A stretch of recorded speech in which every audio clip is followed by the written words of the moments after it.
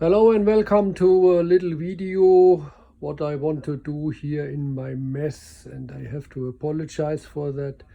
Okay, so we want to have a look on two things, the Argus spectrum analyzer and oscilloscope mode, and the Argus current clamp, high frequency current clamp. Why are these two things so interesting? They allow us to have a look on a pair to see if there is traffic on a pair. If it is VDSL, ADSL, or maybe even ISDN U interface, or 2 megabit E1, or if the pair is not in use, empty. Or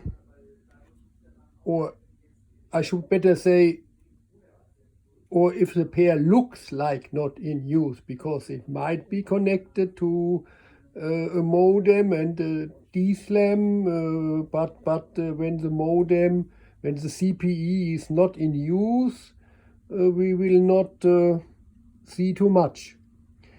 Okay.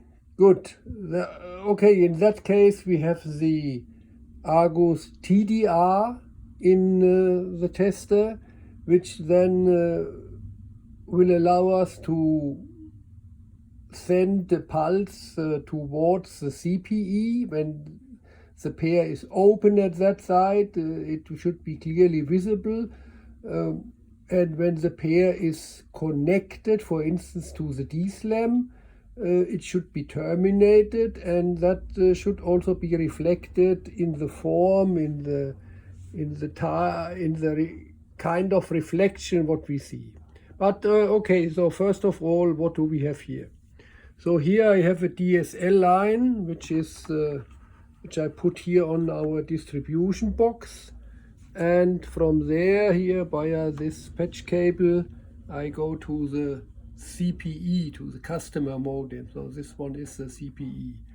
And here, I think the signal here is on this pair 4, 5, and the other 3 pairs, they are empty.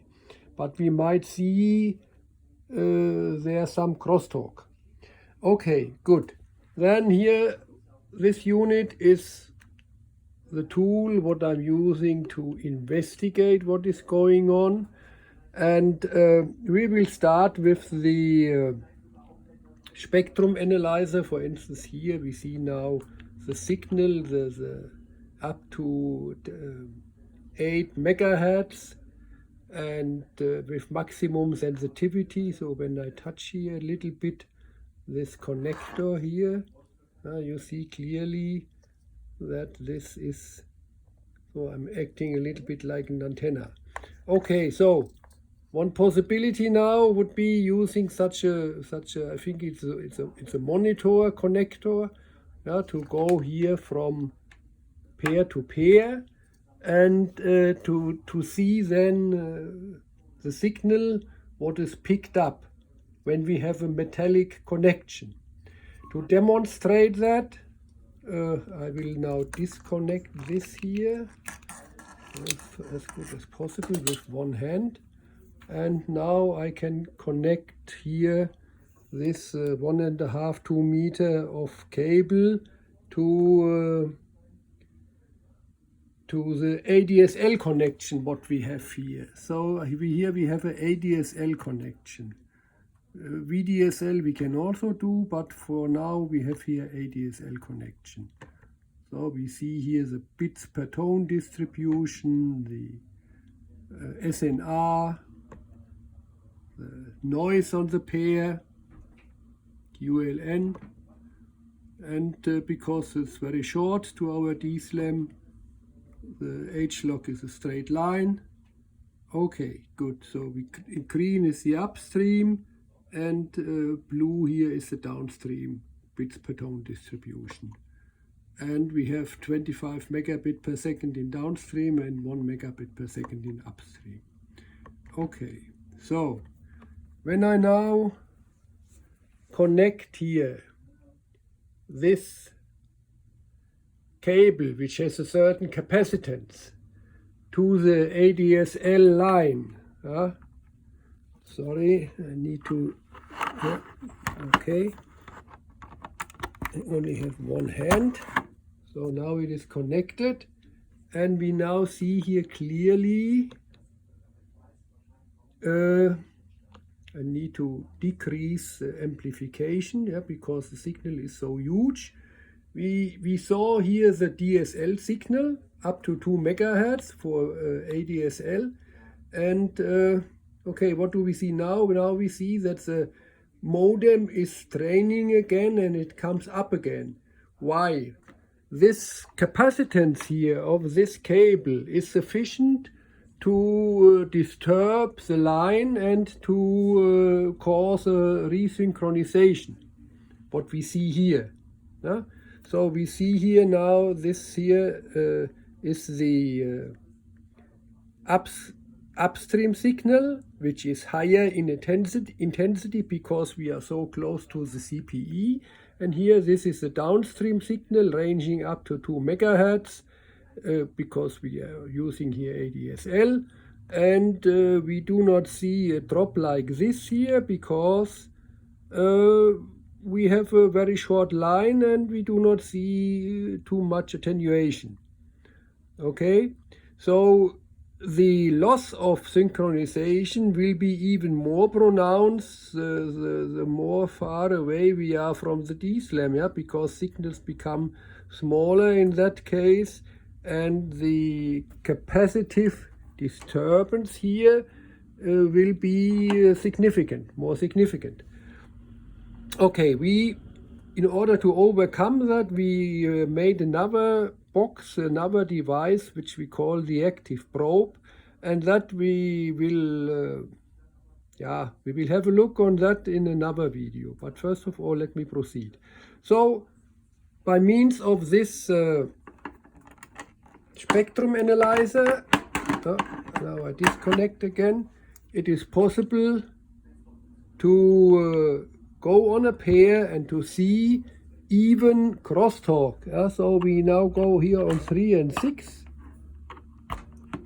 and okay, I touched here the other cable, but good. And now we see again that the line comes up and it is training, but now we are looking on the neighboring pair.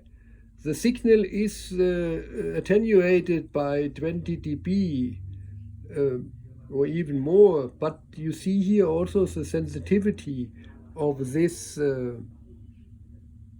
spectrum analyzer, which is high impedance, which is 3 kilo ohm in impedance. But the problem here is that the capacitance here of the cable is causing such effect. Okay, so okay, so this is the spectrum analyzer, and let me disconnect here again. So I touch again here my connector. No, it is still up. Okay, good.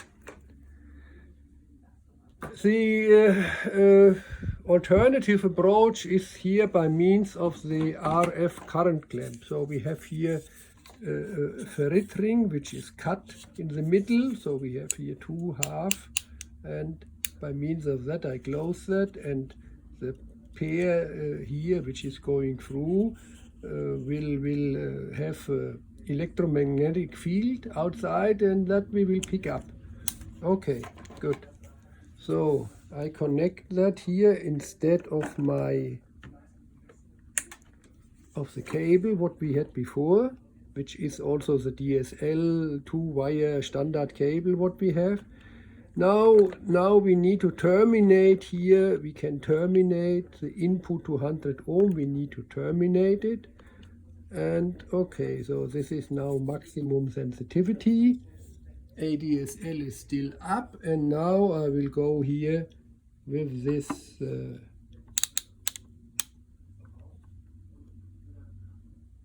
current clamp around the pair, and we see here now some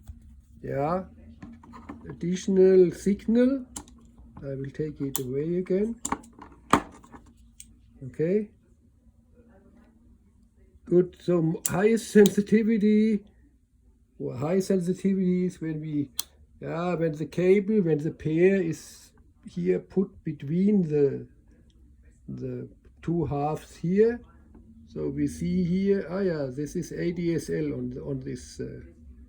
on this pair. Yeah. Okay. Now let us have a look here on this twisted pair cable. So when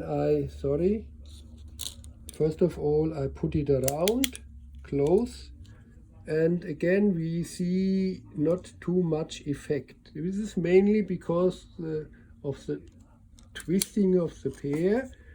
When I now separate things, when I now separate things here and put the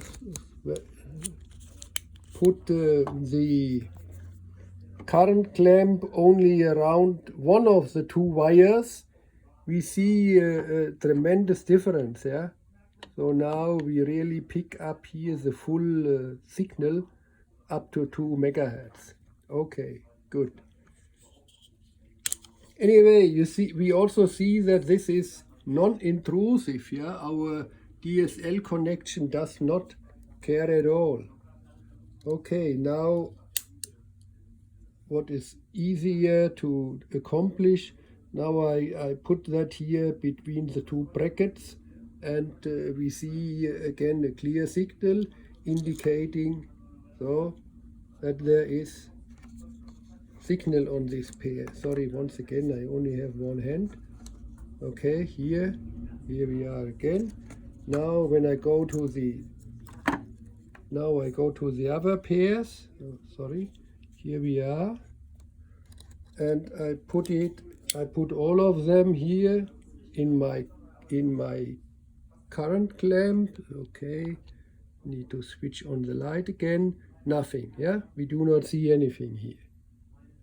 No, so these pairs are empty. And okay, and while this pair here we see nice signal. Now let me disconnect here here I will disconnect. No, here, that's better. So we still should see some upstream. No. So this the connection is lost. Now I connect again, and the modem, customer modem, is now starting to send carrier tones, starting synchronization, and we can follow now this synchronization process. Yeah. So these are the two. Yeah, and here we see the small upstream here in front. Anyway, so this is the tool what we have available to see, to go on a pair to see what is going on. So it is up again without touching the copper. Here we do not really need to have a metallic contact. And so these are the two possibilities what our detector provide, or our testers provide, either using the direct metallic contact or using such a pickup, which also allows to put a number of pairs here in between, and then one can take out pair by pair to see which one is not in use. Okay, now finally I would like to demonstrate what do we see when we have only the modem of the customer, which is trying to synchronize. Okay, we go again here. Sorry for the so I go again here on this pair, and we should see now that at 200 kilohertz or 20 kilohertz, the carrier tones coming from this CPE. No? Okay. So I will now connect again to the DSLAM. Okay. And now we see the training process starting. So maybe this 20 kilohertz carrier tones are below the lower threshold. We can repeat that. I stop here. I will stop here. I disconnect from the DSLAM. Okay, now no signal, nothing at all. Even with highest sensitivity. So here, no, I do not want to save. We are now going to, I will stop here, start, no. We go to access. Let me select VDSL 35B, because this is a pair what I have here in use. So this is ranging up to 35 megahertz, but we just want to see what happens when we start here the VDSL modem. This VDSL modem might use V43 carrier tones. Not sure, we can check that in a second, because we do not see anything here. Good, so let us go there. Let me stop, no. We go here to edit. No, these are not the settings I want to do. Once again, no, rated, retransmission repetitions up, retransmission, VDSL settings. Where are the access VDSL 35B? Physical parameters, I have no, sorry, what I'm doing here. Access wizard profile. So here is no possibility to select the carrier tone, so let us go to VDSL, does not matter. Edit, carrier set. So here I can configure carrier set 43.